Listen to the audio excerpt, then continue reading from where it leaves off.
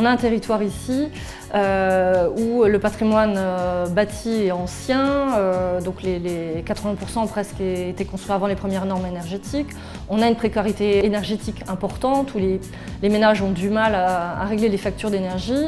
On a différents facteurs, le Grenelle de l'environnement, enfin un contexte réglementaire favorable qui fait que les partenaires se sont regroupés autour d'un objectif commun, développer l'économie pour l'emploi.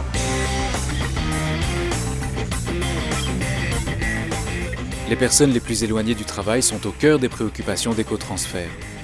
Au terme d'un diagnostic de la situation de l'emploi sur le territoire transfrontalier, le projet a jeté les bases d'une offre nouvelle d'insertion et de formation basée sur la mise en réseau de l'ensemble des intervenants. Opérateurs de formation, entreprises, acteurs de l'emploi, organisations professionnelles et structures d'insertion.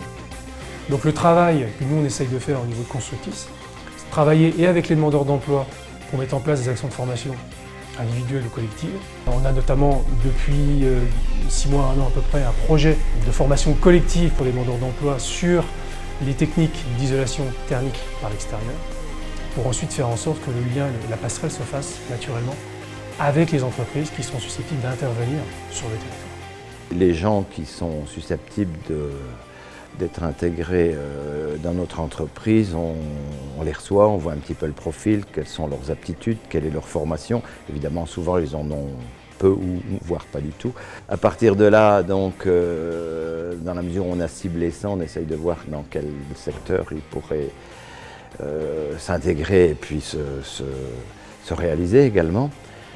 On les met petit à petit à différents travaux en essayant d'aller vers des travaux relativement simples et puis vers des opérations plus compliquées où il faut davantage de savoir et davantage d'acquis qui vont justement, dont ils vont pouvoir bénéficier au fur et à mesure des travaux. C'est en fait un véritable parcours d'insertion transfrontalier que le pilier emploi d'Ecotransfert voudrait mettre en œuvre.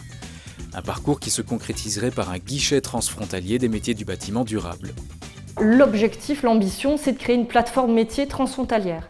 C'est-à-dire que les artisans qui vont être en grappe des 3 pays vont pouvoir faire appel à cette plateforme quand ils auront besoin d'une formation pour leurs salariés, mais surtout aussi quand ils auront besoin de recruter. On pourra les accompagner et trouver les publics, les métiers sur lesquels ils cherchent de nouvelles compétences. En résumé, pour atteindre ces objectifs, le 4e pilier d'Ecotransfert a organisé des visites de structures d'insertion professionnelle exemplaires.